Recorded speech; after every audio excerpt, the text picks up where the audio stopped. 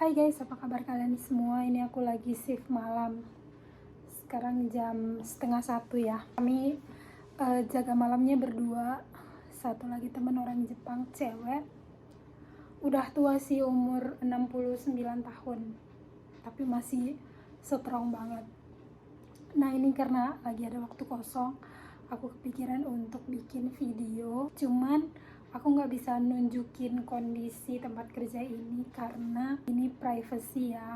Kalau misalkan kalian lihat orang bikin video di dalam tempat kerja, apalagi nunjukin wajah pasien, itu ilegal sebenarnya. Itu nggak boleh karena kita nggak boleh mengekspos informasi pribadi kayak misalkan perusahaan kita, apalagi identitas pasien kita, mukanya gitu-gitu ke sosial media kita ya.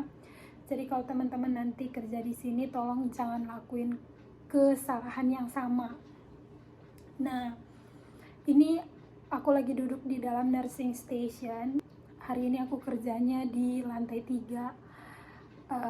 Pasien kami di lantai ini ada 30 orang. Untuk lantai ini tuh tingkat kesulitan pasien-pasiennya agak lebih tinggi, kayak misalkan yang gampang kabur kalau pintunya terbuka gitu-gitu, itu diletakinya di lantai ini. Makanya di lantai ini tuh kita harus selalu punya kunci, karena setiap kita keluar kemana-mana pintu harus selalu dikunci. Kali ini sambil duduk-duduk cantik nih. Kalau malam gini tuh, shift malam tuh enak sebenarnya karena kerjaan kita paling gantiin pampers, terus keliling ya, patroli, ngecek kamar-kamar mereka pada tidur apa enggak. Lalu kalau ada orang yang belnya bunyi, kita ke kamar ngecek. Di lantai ini tuh khususnya karena pasiennya ada beberapa yang suka bangun malam-malam jalan-jalan sendiri padahal nggak boleh, dan ada yang gampang jatuh, terus mukanya berdarah segala macem. Nah itu yang bikin kita kayak kalau jaga malam tuh nggak boleh lengah dikit, karena kalau lengah dikit nanti ada yang jatuh. Nah kalau misalkan pasien ada yang jatuh gitu-gitu atau ada kejadian apa, kita itu harus tulis laporan kecelakaan. Ini aku ambil dulu contoh laporannya ya.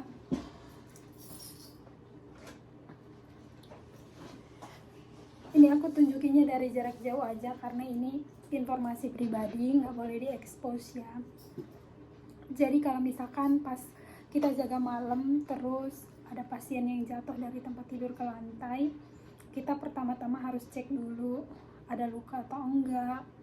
Dan kalau misalkan parah sampai berdarah segala macam, ini kan yang kita jaga di lantai ini hanya caregiver atau kaigo doang. Kita punya perawat medis tapi dia di lantai sebelah sana. Jadi kalau misalkan sampai terjadi perdarahan kayak gitu-gitu, kita telepon ke sana supaya dia datang ngecek ke sini pada saat itu juga sebisa mungkin ya. Nah biasanya kalau perawat datang itu mereka ngukur tanda-tanda vitalnya, pernapasannya, nadi dan segala macam.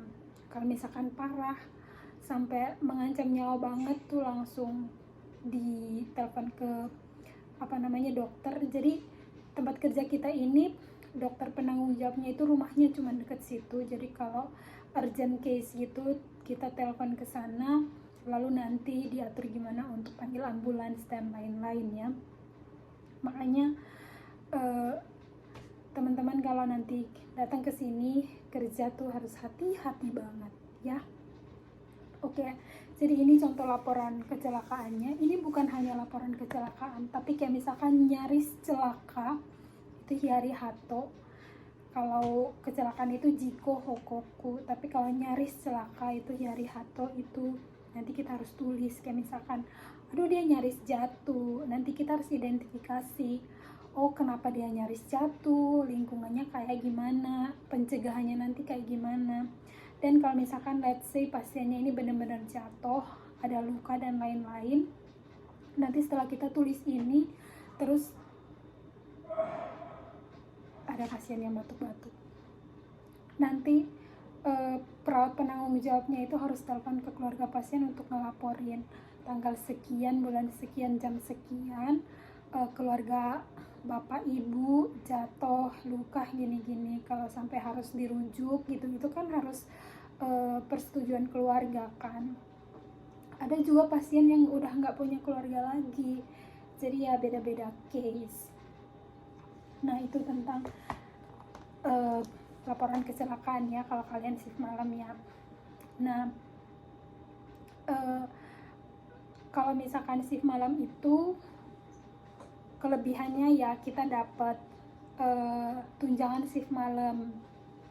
Kalau di tempat kerjaku ini aku pernah mention sih, kita dapat 9.000 per sekali jaga malam tunjangannya ya. Jadi kita kerjanya 17 jam dan istirahatnya itu 2 jam. Terserah mau tidur, mau ngapain, yang penting 2 jam. Dan menurut aku shift malam itu enak, cuman recovery badannya itu nanti pola tidur, siklus tidur kita tuh kan terganggunya parah kan. Jadi ya itu yang berat sih menurut aku ya. Cuman kalau kita fokusnya ke cuan sih cuan, cuman ya kesehatan kita juga jadi taruhannya. Nah di tempat kerja kami itu sejauh ini sampai dengan saat ini, kami yang orang-orang Indonesia itu kan belum bisa jadi leader. Udah pernah ditanyain mau jadi leader nggak, cuman kami bilang belum siap. Karena untuk jadi leader kita harus mengerti banyak hal, kita harus mengerti berbagai jenis laporan kayak gini-gini dan lain sebagainya. Terus kartu pasien yang tebal ini kita harus at least ngertilah apa sih yang ada di dalamnya. Artinya kan kita harus, pemahaman kita untuk kanji itu harus good gitu, at least bisa baca, bisa nulis kan. Dan kita merasa belum siap. Jadi karena kita bilang belum siap, sejauh ini kita belum pernah jadi leader. Nah kalau shift malam gini kan kita selalu partnernya barengan sama orang Jepang, kita belum pernah sendirian. Jadi jenis panti kita ini bukan guru puhomu, tapi kalau di guru puhomu di sebelah itu teman-teman kita yang orang Indonesia udah malamnya sendirian aja, karena pasien mereka paling banyak tuh 8 orang. Sedangkan kita di sini kan pasiennya itu di lantai ini 30, di lantai bawah mungkin hampir 40. Ada bel ya, bentar ya aku pergi dulu. Oke, aku balik lagi. Jadi pasien yang barusan belnya bunyi ini, dia biasanya kalau ke toilet itu duduknya sekitar 10-15 menitan. Jadi dia sekarang lagi duduk di sana. Nah kayak gitu. Jadi kalau shift malam kerjaan kita ya kalau ada bel yang bunyi gitu-gitu kita pergi. Sebenarnya di Indonesia juga kayak gitu kan, nggak beda-beda jauh. Cuman yang bikin PR-nya adalah ini kan kayak sekarang nih aku lagi jaga sendiri, temanku kan lagi istirahat kan. Let's say kalau yang sekali bunyi belnya itu berdua, itu PR tuh. Yang mana mau didahulukan, karena kebanyakan mereka ini yang pakai bel-bel itu resiko jatuh. Ini sebenarnya bukan bel yang ditekan di tangan gini, tapi sensor yang kayak keset gitu, keset kaki, sensor gitu ditaruh di bagian bawahnya tempat tidur mereka. Jadi kalau mereka turun kakinya napak, itu sensornya bunyi. Nanti kita lihat di sini di kamar siapa, nanti kita pergi gitu. Jadi ya seperti itulah kerjaan kita di shift malam. Oh ya lanjut yang tadi ya. Jadi kan kami selalu dipartnerin sama orang-orang Jepang, teman-teman kami yang orang-orang Jepang kan. Jadi untuk laporan nanti overrun di pagi hari atau ada kenapa-kenapa itu nanti mereka yang bikin laporannya. Cuman kalau misalkan kecelakaan itu terjadinya saat kita sendiri yang jaga, kita sendiri yang harus nulis ini.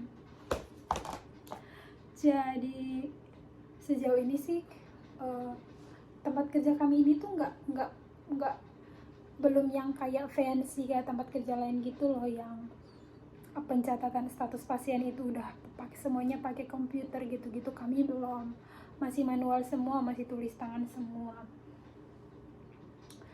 Begitu ceritanya. Dan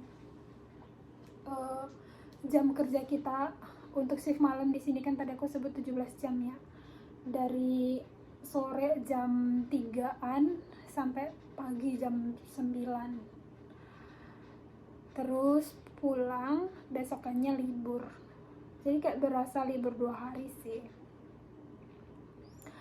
Gitu ceritanya guys.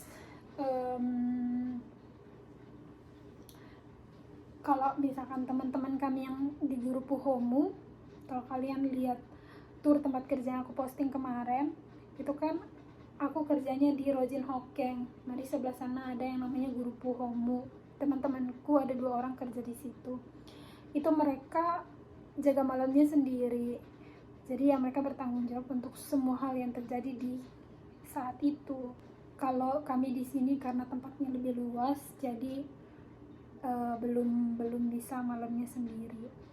Dan ngeri juga nggak sih malam sendiri dengan makhluk-makhluk sebanyak ini, belum lagi yang bokernya bocor sampai ke spray ganti baju malam-malam, itu mah ribet banget.